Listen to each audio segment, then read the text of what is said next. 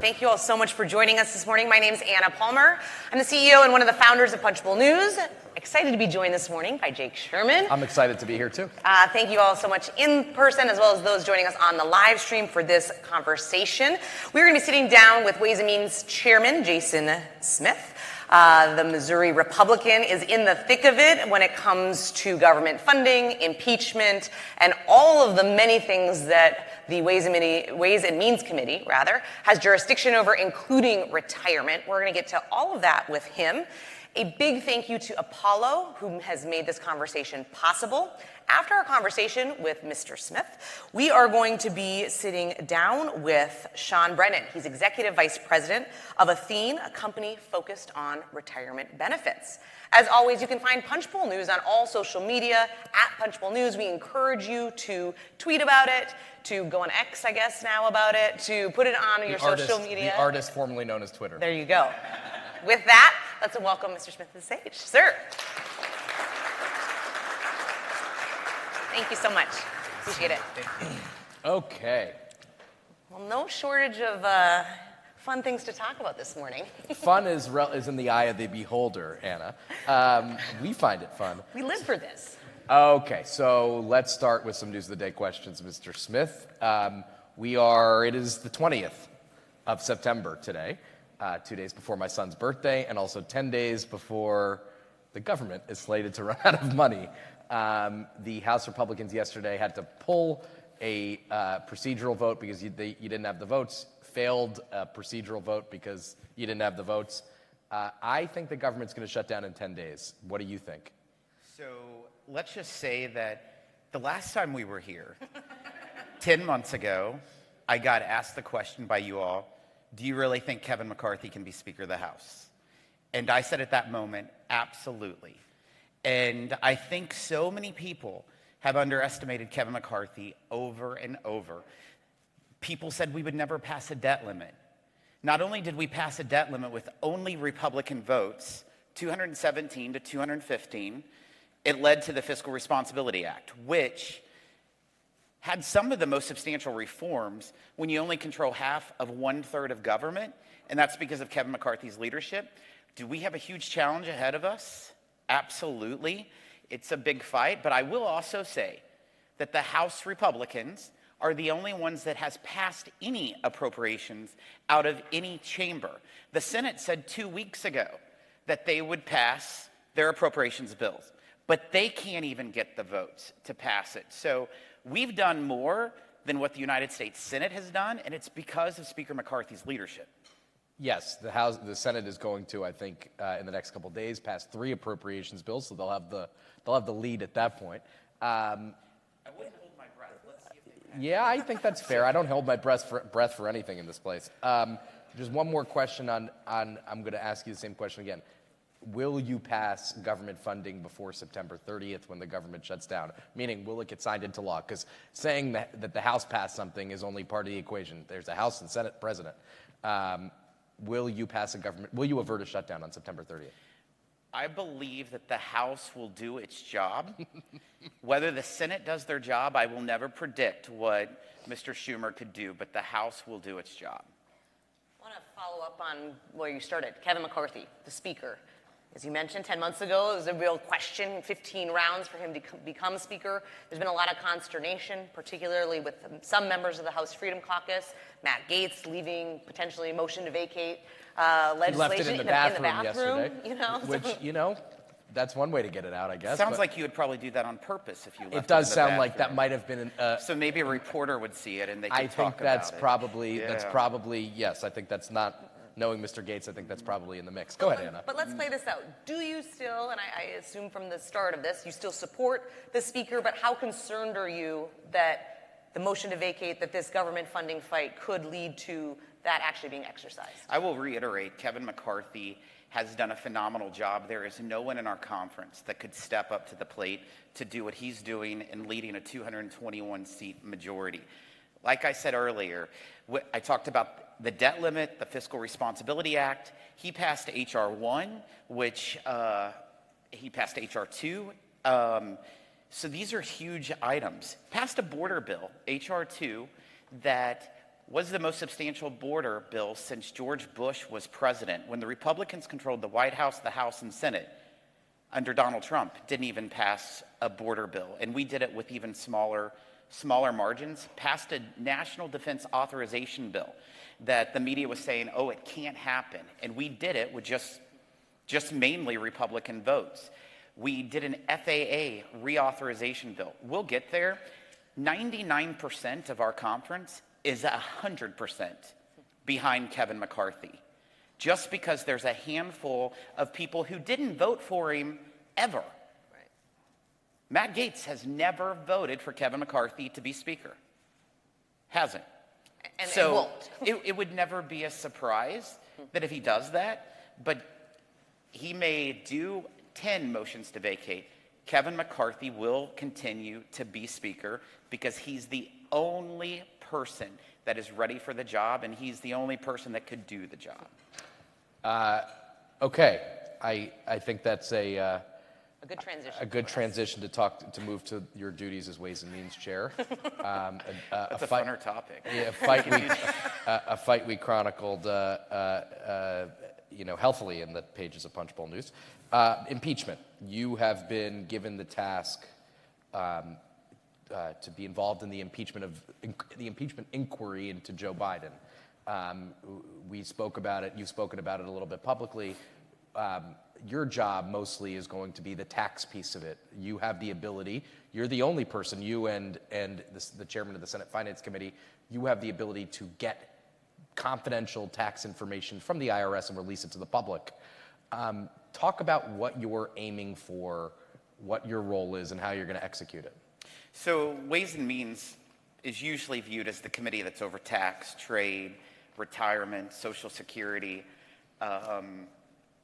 But our first couple weeks in office, I set up a whistleblower hotline so that any employer... Does it go to your cell phone? So what? Does it go to your cell phone? No, it does not go to me.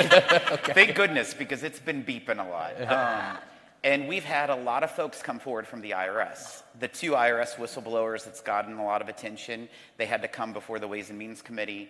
We sat down with them, did the 15 hours of depositions, ultimately released that information June 22nd, and that's led to where we are today. At this point, those 2 IRS whistleblowers has been giving us additional documents and information that we are reviewing. They're all types of documents. And I think in time, we'll have to vote in executive session to make it public of what we found. If you remember in July, there was a hearing with the 2 IRS whistleblowers that Jamie Comer had. And there were several questions asked by both Republican and Democrat members of Congress to the IRS whistleblowers that they couldn't answer because it was protected under 6103 authority. And so these are documents that they said that they would give to the Ways and Means Committee, and we'll be making them public soon. How soon? This week? We can't this week. You have to notice up for an executive session and do it. But I would expect before funding runs out. Okay, so before next week, the end of next week. Let me just follow up on that really quickly. We expect, I think you guys have all said publicly, you expect to subpoena bank records related to Hunter Biden, the president's son, James Biden, the president's brother, potentially Joe Biden, the president himself. What is the timeline on that? So that would be going through Jamie Comer's committee. The bank records is what they're looking at, so that would be a better question for Jamie. We've been working, Jim, Jamie, myself, very well with all 3 of us, but we've been trying to stay in our own lanes of jurisdiction, which to outside of Washington, D.C., people don't understand that. But when it's all tax information, that is our focus, but the bank records is going to be oversight. All right, let's shift gears to the other part of your portfolio, which is vast. We want to talk taxes. We want to talk about retirement. Let's talk about a possible extenders package being part of an omnibus before the end of the year. What are the odds that you think that actually happens? So I think that there's a good opportunity. I've had some incredible conversations with my counterpart, Senator Wyden. We've met several times. we've had lunch several times. If a Democrat will buy you lunch, go for it. So, Totally. But no, we've been discussing an end-of-year tax package, and I think that there's a pathway. Of course, the American Families and Jobs Act that we passed out of the committee in June would be that revenue measure to an end-of-year tax package. We created that tax package based on the 3 field hearings that we had in West Virginia, Oklahoma, and Georgia that we heard from factory workers, farmers and ranchers, coal miners, small business owners, and every provision that's within that came up at one of those 3 field hearings, whether it was someone who testified or also all the people in attendance. I would pass out a clipboard to allow them for anything for the public record. And so that is what created that tax package that hopefully will get passed and will lead to an end-of-year tax package. But I feel like it's been 2.5 years since we've had an end-of-year tax package. There's several tax extenders that have expired that are pretty bipartisan and pretty crucial, and I think we can get to a final product. Let me ask you what those are. What are your priorities when it comes to extenders?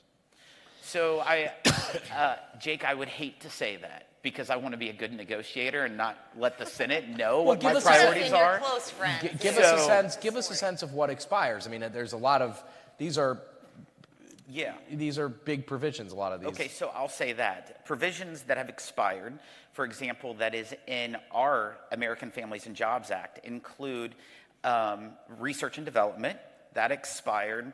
You have interest deductibility, which is expired, and bonus depreciation is starting to phase out. It's at 80% going to 60%. Those are 3 huge provisions, but then there's so many others, from like the rum cover over that affects Puerto Rico and the U.S. Virgin Islands. You could just go line by line. There's numerous extenders that have expired that's important to various people that are bipartisan. And I think that there's a movement for some items that aren't extenders that there's interest in. I know Senator Wyden's very interested in the housing tax credits. That's something that's extremely important. What's important to me is priorities for working class Americans. And so that's something that a lot of Republican chairmen have not been a priority of, and that's why you don't even hear people talk about the child tax credit nearly as much, because that's something that I've always supported. I had the legislation to make permanent the $1,000 to $2,000 in the child tax credit and pushed for it. So it's extremely important to working class Americans. So I think there's common ground. It's going to be very interesting to watch because the child tax credit was one of the things that fell out last time. Was one of the big issues for Wyden. Let's move on to retirement. I'm going to dive in here. Inflation. It has caused a lot of concern among many Americans, especially aging Americans, that they aren't financially prepared in order to retire. Do you think we're in a retirement crisis, and how much do you think inflation has to do with that? Yeah, I hear about it all the time when I'm traveling throughout my congressional district, throughout the country. Think about this. Well, since Joe Biden's taken the oath of office, inflation's gone up 17.4%. And so for his first 26 months in office, real wages was less than inflation every month. That has a huge impact. And so whenever you have the inflation issues, when you have the fact that interest rates, since Joe Biden's taken the oath of office, has increased 5-fold, that has a big impact on people having money to put away. And the first thing that they're going to keep back is what they were going to set for retirement. So there is truly a huge retirement issue. I will say that the Savers match that was passed a couple years ago in the Ways and Means Committee that hasn't been implemented yet will be very helpful in pushing people to invest in retirement. It gives a federal match for low-income working individuals to go towards their retirement savings. But it's retirement legislation is typically some of the most bipartisan legislation too. We saw Secured 1.0, Secured 2.0. So I like the discussions we're having with our members on the other side. What opportunities do you see, and where could Congress play a role in closing the retirement savings gap? You know, I think we got to think outside of the box in closing that. And there's a lot of options, there's a lot of opportunities. And we know, for example, Social Security is going to be insolvent by 2032. That's a huge issue because most Americans, that's all they have.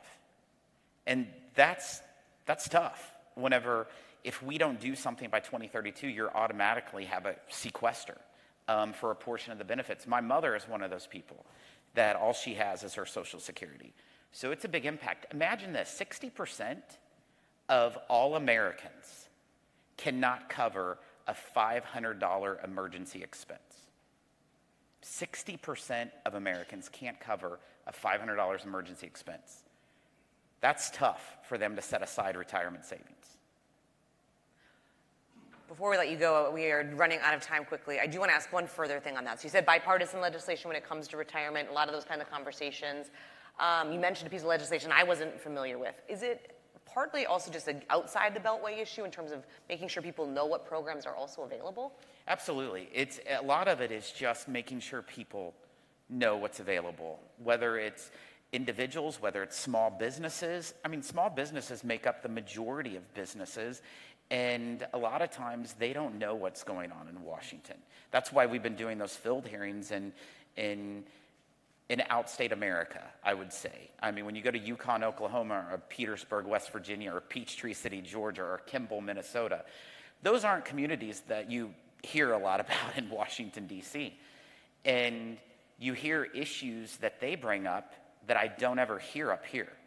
One of the interesting issues I can remember, a small business owner who was testifying in Peachtree City, Georgia, was talking about 1099s and how that she has such a huge expense on doing multiple 1099s for any independent contractor of more than $600.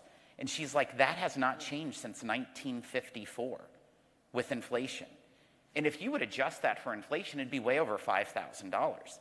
But that's added expensive that small businesses have to pay a CPA to do the 1099s whenever it just hasn't gained with support where it is. And those are little things that no one in Washington ever talked to me about that.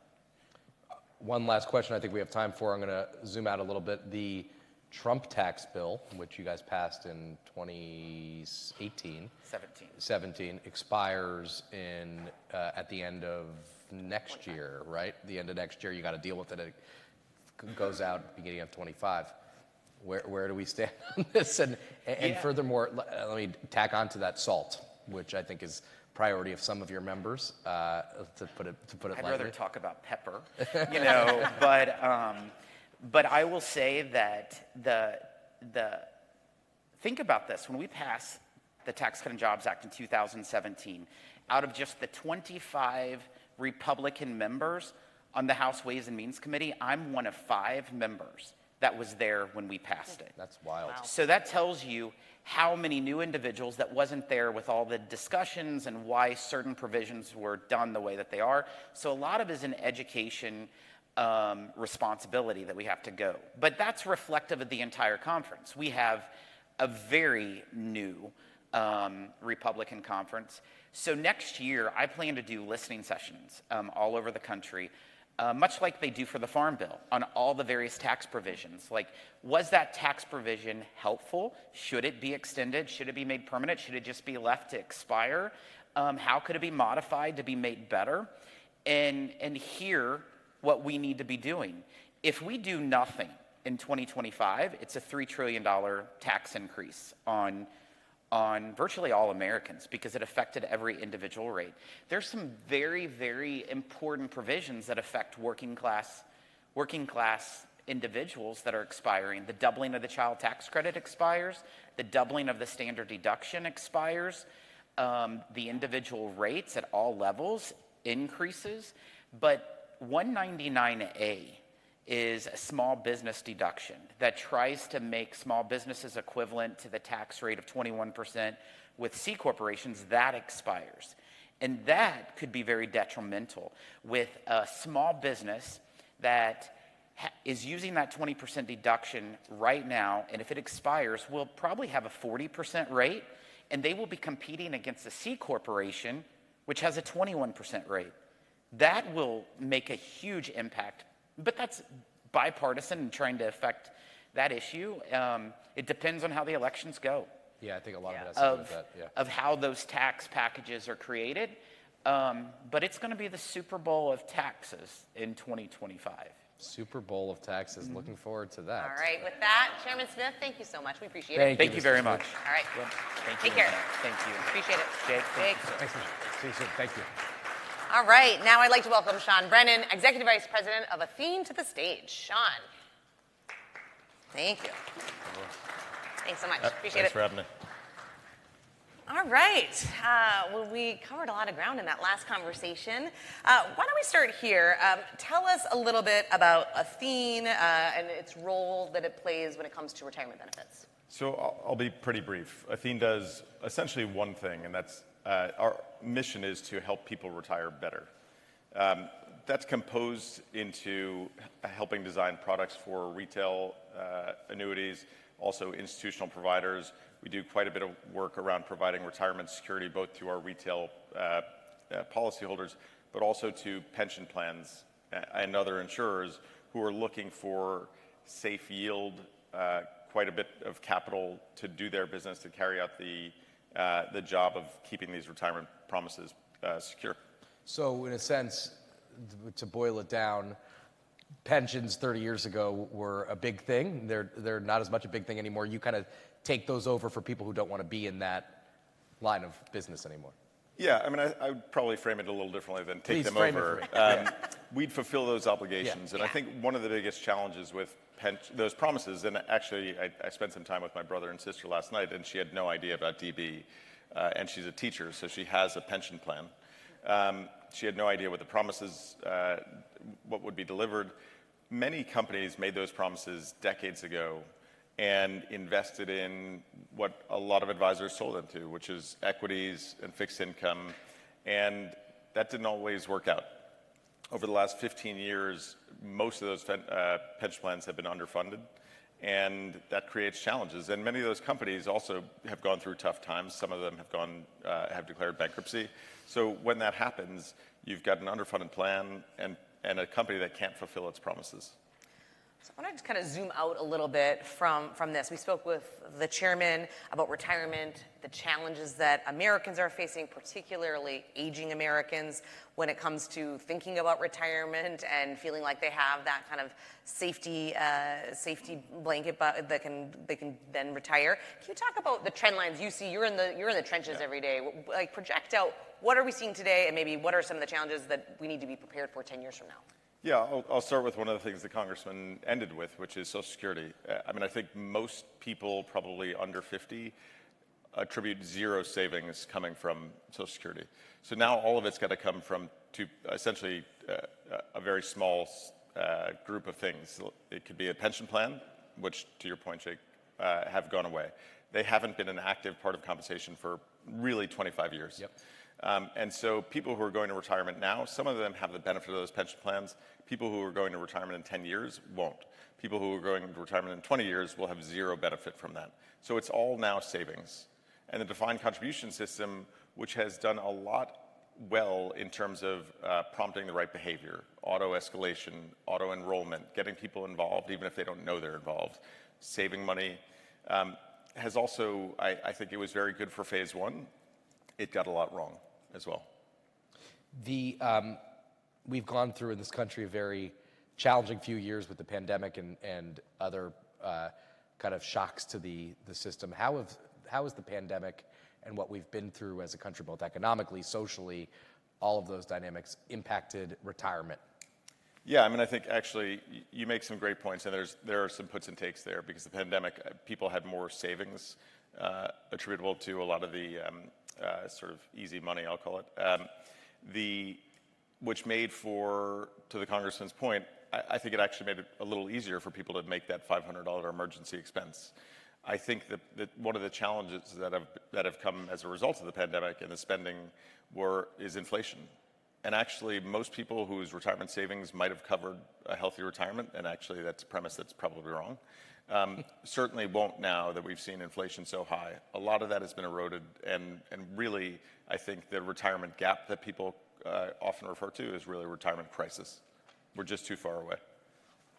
You heard the chairman talk about some of his ideas about what he would like to see, some of the bipartisan legislation that he's working on in terms of trying to kind of figure out how to solve for this gap when it comes to retirement. But you come from a very different kind of perspective, the private sector. We're in Washington. What is the private sector's role here? Are there things or ideas that you're hearing more out there that maybe people in Washington should know about? So I'll start with, I completely agree that many of the solutions will be out of the box. But I think there are a lot of solutions that are really adjacent to what we've been doing. And I think the private sector, one of the things the private sector has gotten wrong, and this is a joint project between private and public, but is... As most things are, right? Yeah, exactly. But I do think if you talk to a 35 or 40-year-old and say, we don't want you to take this retirement savings for 25, 30 years, 40 years, but we're going to require everything to be liquid assets. That's just it's an irony. Really, I mean, a lot of that should be liquid. They might need emergency care, put down a down payment on a house, but we should encourage and allow for illiquid assets. I read a study recently, I think it was by Bipartisan Policy Center, that if you coupled illiquid assets and guaranteed income, which are two different sides of the spectrum, into target date funds over the last several years, you would have improved savings, annual spending allowance for retirees by 30% each year. That would have overcome the inflation we have. I think what the inflation we're going through right now highlights is all the things we could have done better over the last 30 years and will need to do better over the next 30 years. What are you looking, when you look at Congress and look at the government, what are they doing that most concerns you, I guess is the best way to think of it? So when I think about the retirement crisis, a lot of people ask, what can we do to reduce the crisis, reduce the gap? And I think we actually have to start with collectively saying, what can we do to do no harm? Let's not make the crisis any worse. And I'll start by referencing the pension plans. Pension plans are better funded today than they have been since 2007. Most of them were overfunded in 2007. They still had a lot of risk in their assets, and over the next 15 years, that went against them. Interest rates went down, liabilities went up, equities were bounced around, and they were underfunded throughout that time, and benefits weren't secure. So I'd say first and foremost, we should encourage a very highly regulated insurance industry to engage with those pension plans. We shouldn't limit the group to too great of an extent, but they need to be highly qualified insurance companies that can provide that security. And right now, I think there are question marks around what are we going to do in that space? What is the government going to do? What is the Department of Labor going to do? I think there are a lot of reasons why this market is very healthy. No insurer has ever missed a benefit payment in the last 30 years. So I'd start with, let's not make it worse. All right, last question here, because we're quickly running out of time, but you have, I think, appropriately told us about how serious the gap is. What can any of us do? Is there one thing that you think the average American should be focused on when it comes to retirement? I mean, I think the first thing is education. At Apollo and Athene, we have committed ourselves to educating not just companies about what they could do better, but people. I think the other is education around the types of assets you're investing in. The daily liquid index funds are cheap, but they don't deliver a lot of value. And they're missing a lot more in terms of guaranteed income and insurance policies. So encourage policymakers to engage not out of the box, but probably within the box or right outside of the box. So I think there's a lot to be done, a lot to encourage for policymakers to get done, and then also a lot of education we all need to do. All right, we're going to leave it there. Sean, thank you so Great. much. We appreciate it. A big thank you to Chairman Smith and his team for coming to us on such a busy day, Jake. And of course, thank you to Apollo for making this conversation possible and joining us in person and on the live stream. We have a bunch more events in the coming weeks. You can go to punchbowl.news and check out our events hub to sign up for them. Thanks so much and have a great day.